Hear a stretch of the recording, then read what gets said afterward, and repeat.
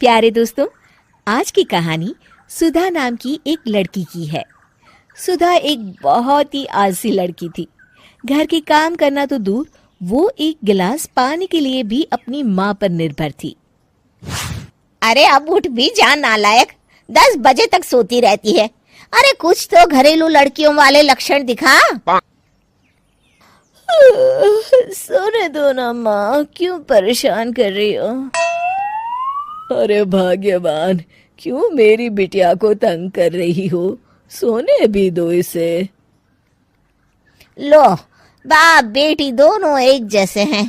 देख लेना, आपकी ये लाडली ससुराल जाके हमारी नाक कटाएगी।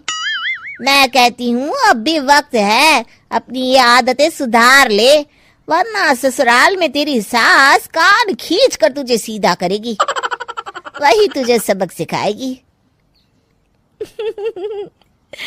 दुनिया में आज तक कोई ऐसी सास पैदा नहीं हुई माँ, जो सुधा चोपड़ा को सबक सिखा सके। लेकिन होनी को कुछ और ही मंजूर था। सुधा की शादी एक ऐसे घर में हो जाती है जहां उसकी सास एक रिटायर्ड पुलिस वाली थी। अब कहानी में मजा आएगा। हाँ माँ, यहाँ सब बहुत अच्छा है।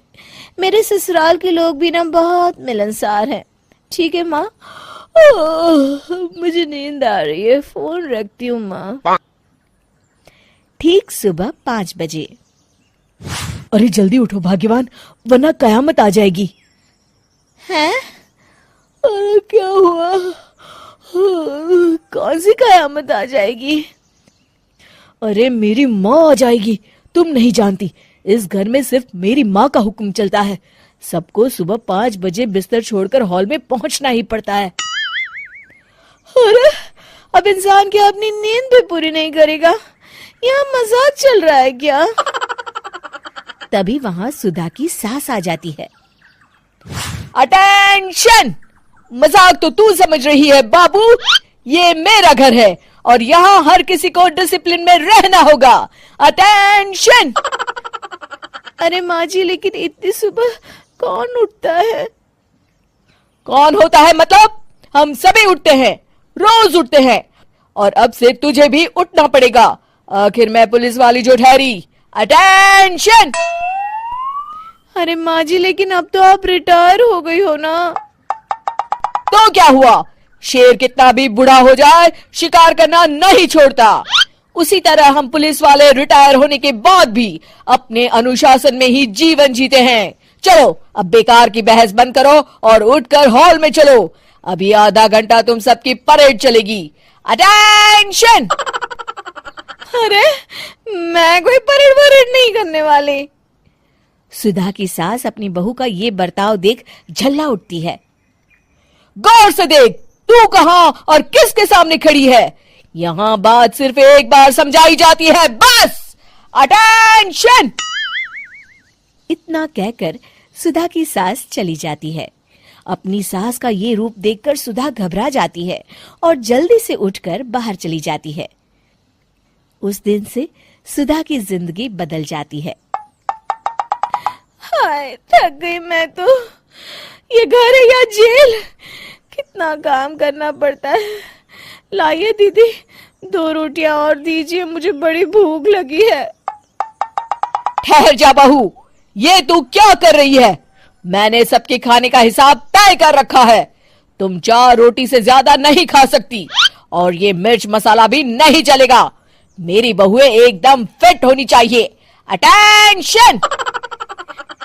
क्यों माँ जी, आप हमें दंगल में लड़ने के लिए तैयार कर रही हैं क्या? क्या कर रही हो सुधा? माँ जी को मजाक बिल्कुल पसंद नहीं है। चुप करके खाना खा लो, इसी में भलाई है। इस तरह धीरे धीरे सुधा अपने सास के रंग में पूरी तरह रंग जाती है। लेकिन इसका उल्टा ही असर पड़ता है। सुधा अपनी सास से भी ज्यादा अनुशासन की पक्की हो जाती है। सुधा की सास तो सबको 5 बजे उठाती थी, लेकिन सुधा सबको 4 बजे ही उठा देती थी। दूसरी तरफ सुधा की सास की उम्र भी हो चलती है। माँ जी, आजकल आप सुबह उठने में बहुत आनाकानी करती हैं। मुझे ये सब बिल्कुल पसंद नहीं है। अरे बहू, मैं तेरे हाथ जोड़ती हूँ, भगवान के लिए अब मुझे छोड़ दे। इतने सवेरे उठना और कसरत करना अब मेरे बस की बात नहीं है। माँ जी, आप मैदान छोड़ के भाग रही हैं। आप तो पुलिस वाली हैं। अटेंशन! अरे अब कहाँ की पुलिस वाली, अब तो मैं रिटायर हो चुकी हूँ। बस बहुत हो गया, अब तुम सब जैसे चाहे वैसे जिंदगी जियो और मुझे भी जीने दो। अपनी सास को गिड़गिड़ाते देख सुधा मन ही मन मुस्कुराती है। इस तरह उस दिन के बाद से सुधा के ससुराल वाले एक सामान्य जीवन जीने लगते हैं।